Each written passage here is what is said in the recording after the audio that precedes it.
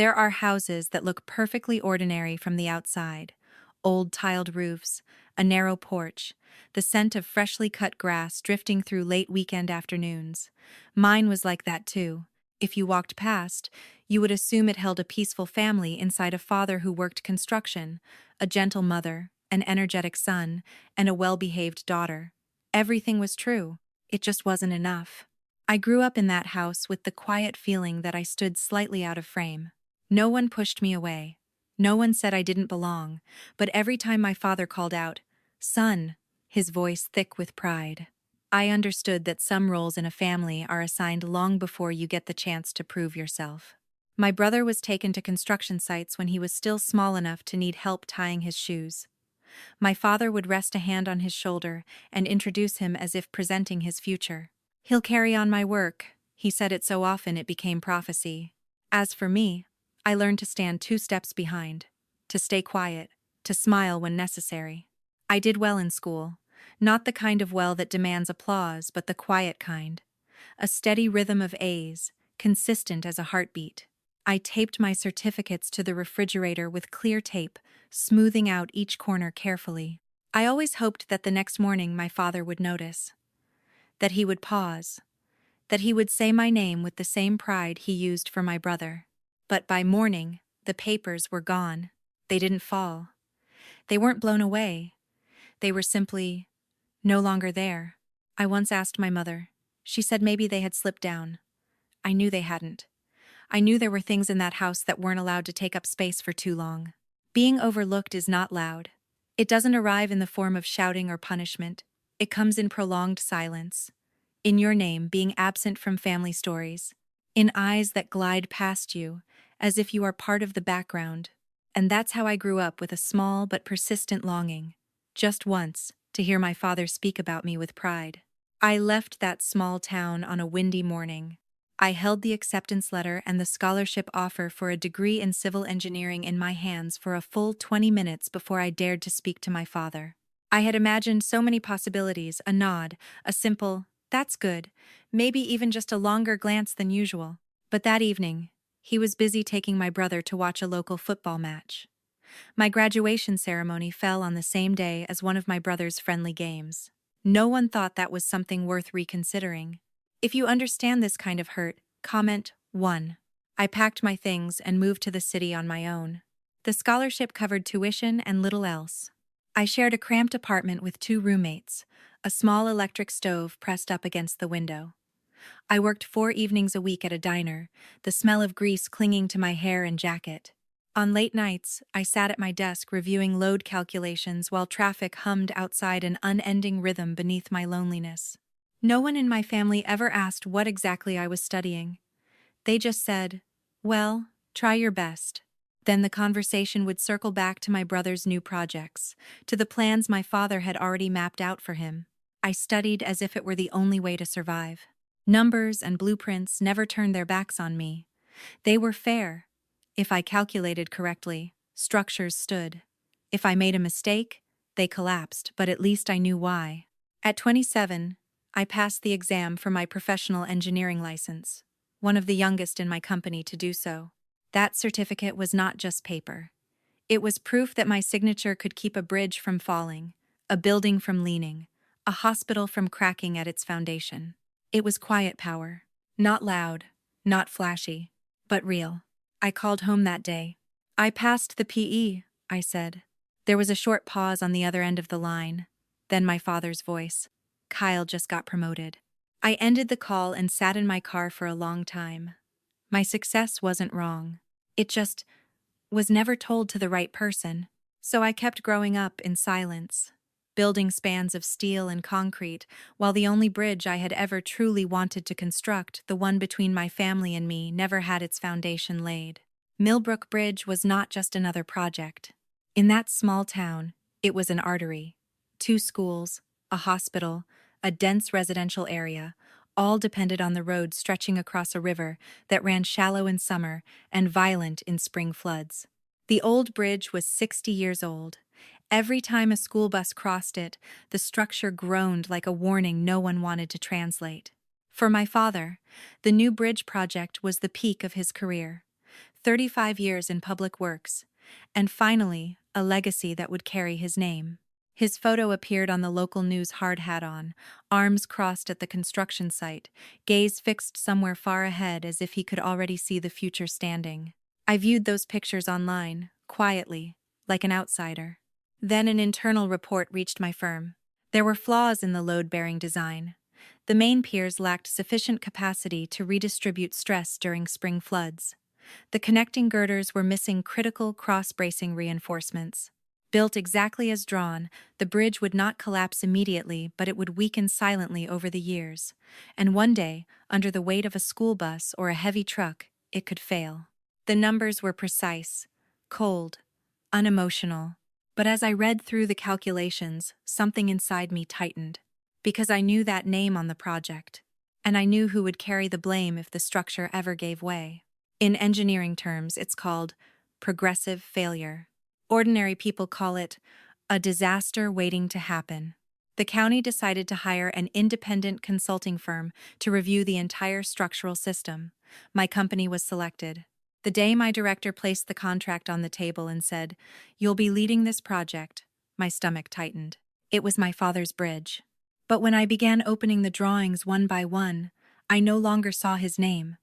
I saw miscalculations, load paths redirected incorrectly, stress concentrations that had nowhere safe to go. And behind the numbers, I saw the children who would cross it every morning. I redesigned the entire load-bearing system. For 6 straight weeks, I worked 14-hour days, running simulations, rechecking every calculation. I did not allow myself to be wrong because here, a mistake would not be a red mark on paper. When the final drawings were complete, the bridge would stand. And paradoxically, the greatest turning point of my life began with saving the legacy of the man who had never acknowledged me. My father called late one evening. His voice no longer carried the pride from the local news interview. It was lower now, shorter, each word forced through a thick layer of pride. "I know you're in charge of the review," he said. "No congratulations. No, how have you been?" Just a dry acknowledgement that, for the first time, placed us on the same structure, standing at opposite ends of the same bridge. He didn't ask for my help. He demanded it. "Fix what needs fixing. Don't make a big deal out of it." I knew exactly what "don't make a big deal" meant. It meant keep the mistakes quiet. It meant make the structure safe, but don't let anyone know the original design had flaws. It meant protect his reputation. I agreed. Not because he asked, but because of the bridge. For weeks, I sent revised drawings, updated calculations, detailed load analyses. I documented everything carefully, signed each submission according to professional standards. Every file carried the signature of a licensed professional engineer, legally responsible for the safety of that structure. Then one day, I received the finalized project dossier from the county. My name was gone. The section labeled Structural Consulting Firm had been reduced to a vague line. The technical certification page at the end carried my brother's name, Kyle. He had never earned a PE license. He was not qualified to certify structural safety. Yet his signature sat there exactly where mine had been on the original submission. I stared at the file for a long time. The first feeling wasn't anger. It was cold. A slow, spreading cold that moved from my chest down to my fingertips. My father hadn't just hidden my name. He had replaced it. He erased me from the story. My firm, the team that had worked day and night to correct critical flaws, was reduced to a shadow without a name. The credit was redirected, legitimized by a signature that had no legal standing. This was no longer the familiar neglect of childhood. It was a deliberate choice. And for the first time, I understood that some bridges are built from concrete and steel. Others, between father and son, had been dismantled by hand long ago. 3 years. For 3 years, no one spoke about the bridge in any truly honest way. I kept everything in a gray document box at the bottom drawer of my filing cabinet. The flawed original design, my full redesign, email threads, the PDF bearing my original signature before it was replaced. Each page was a slice of truth, clear, cold, indisputable. I did not file a complaint. I did not send a formal accusation. I did not contact a lawyer. I simply kept it. Some would call that weakness. But to me, It was a form of hope. I thought maybe one day my father would call, not to demand, not to conceal, but to say something very simple. I was wrong. I imagined that moment many times. He would sit across from me, hands clasped together the way they were when he taught me how to tie my shoes as a child. He would sigh. Maybe the apology would not come easily, but at least he would acknowledge that I was the one who saved that project, that he had seen me. 3 years passed. Millbrook Bridge stood firm through 2 major flood seasons. The local newspaper praised its resilient design and the strategic vision of the project leadership. My father's name appeared in every article. My brother was mentioned as a promising young engineer. My name was nowhere. Not in print. Not in speeches. Not in memory. Some bridges endure storms. Some silences endure longer. Every time I went home, I looked at my father a little longer than necessary, as if searching his eyes for a sign, a flicker of guilt. The beginning of a sentence he hadn't yet found the courage to say, but he still spoke about the bridge as if it had always been entirely his. He still said, "We calculated everything very carefully." He still smiled when neighbors praised the design. Not once did he mention that the original plans had contained flaws. Not once did he say that someone had rebuilt it from the ground up. I realized the most painful part wasn't the betrayal. It was waiting for a correction that would never come. The gray document box remained in my cabinet. 3 years, no dust settled on the truth. Only my hope thinned, little by little. And eventually, silence stopped being patience. It became a boundary. My father's retirement party was held in the largest hall in town. Warm yellow lights, white tablecloths, wine glasses lined up neatly as if waiting for a dignified toast. On stage, a screen displayed photographs from 35 years of his career, construction sites, blueprints, handshakes, applause. I sat at a table near the back, beside a column where the light didn't fully reach. No one had intentionally placed me there, but the position felt so familiar that I didn't bother to move. My father stepped onto the stage to long applause. He held the microphone, voice low and steady as ever. He thanked the county board, thanked his colleagues, thanked the technical team, thanked friends, neighbors, family. He mentioned my mother. He mentioned my brother, speaking of the pride of seeing my son carry on the legacy. The entire hall applauded. Kyle smiled and stood, offering a small bow of acknowledgement. I remained seated. My name hovered in the air for a fraction of a second. Or maybe that was only in my imagination. The slideshow moved on. And then, the image of Millbrook Bridge filled the screen. I waited. Not because I was certain he would mention me, but because a small part of me still wanted to believe. An older colleague at a table near the stage suddenly called out, "What about Heather? I've heard she's quite an engineer herself." The entire room turned toward me. The spotlight reached my face before I had time to prepare for it. My father paused for a second. Then he smiled. A thin smile. "Her?"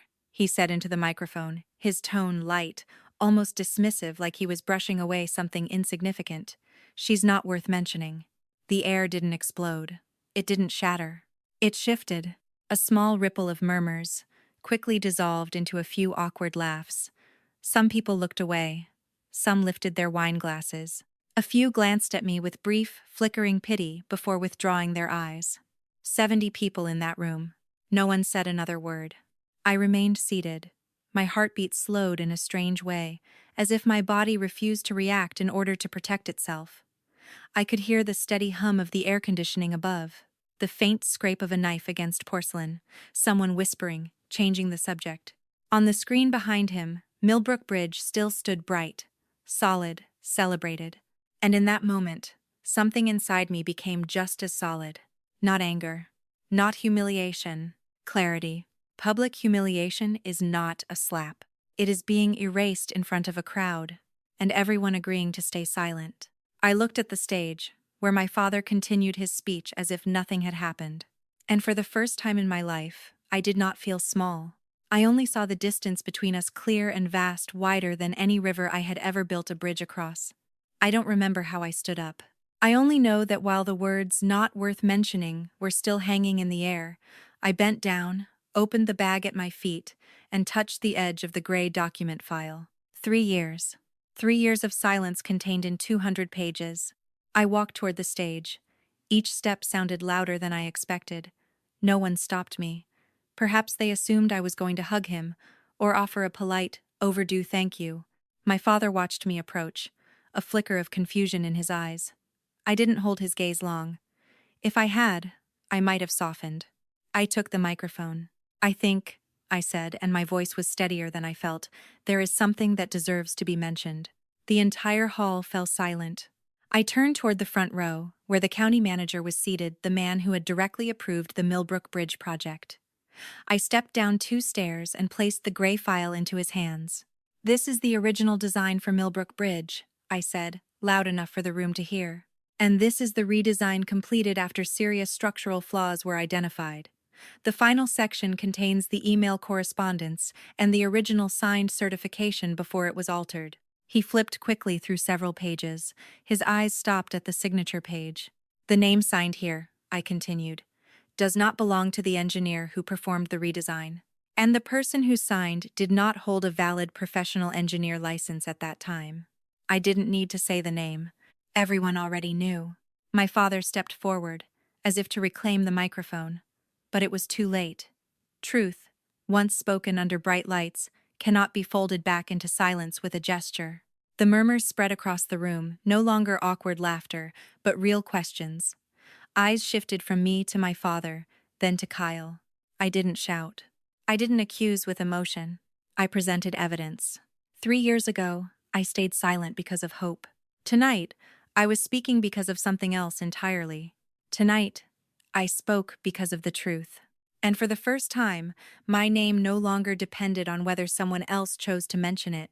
Nothing exploded immediately. There were no shouts, no handcuffs snapping shut in the middle of the hall. Just a shift in the air like the moment before a thunderstorm, when you know lightning will strike, you just don't know when. The county manager left the party earlier than planned, the gray file held tightly in his hands. Phone calls began that same night. By morning, an internal review had been opened. Kyle was suspended pending investigation. His name disappeared from the county engineering department's website within 2 days. Colleagues who had raised glasses to toast him now avoided his eyes in the hallway. My father was not arrested, but the tribute planned in his honor, the feature in the local paper, the commemorative plaque intended for the lobby of City Hall was postponed indefinitely. The official notice used neutral language, "under review of procedural compliance regarding the Millbrook project." Everyone understood what that meant. Small towns do not keep secrets well. Rumors moved faster than spring floodwaters. I did not appear in the paper as a whistleblower. I gave no interviews. I went to work each morning as usual. 1 week later, I received an email from the county. They requested formal verification of the entire structural redesign file. This time, with my name and signature placed correctly where they belonged. A month later, when Millbrook Bridge completed its final inspection phase, a small metal plaque was installed at the base of the structure. It wasn't grand. It wasn't dramatic. It simply read, "Structural redesign by my company's name. Lead engineer, Heather, P.E." I stood in front of that plaque on a windy afternoon. There was no music, no applause, just the bridge, steady above the river. And for the first time, my name was no longer erased. I didn't apply for a higher position. They came to me. After the investigation, the county needed someone competent and credible to re-examine its critical infrastructure projects, someone properly licensed, someone who had seen the flaw before it became a disaster. The call came on a quiet Monday morning. "We would like to offer you the position of Chief County Engineer." The title felt heavy, not because of prestige, because of responsibility. Because this time, if I signed my name, it would not be hidden, it would not be replaced, it would not be dismissed as not worth mentioning. It would stand like the bridge itself, load-bearing, visible, accountable, and no longer dependent on anyone's approval. I was silent for a few seconds. Not because I was surprised, but because I was listening to my own emotions. I had imagined many times what it would feel like to be recognized. I thought it might come with triumph, vindication, something sharp and victorious. Instead, it felt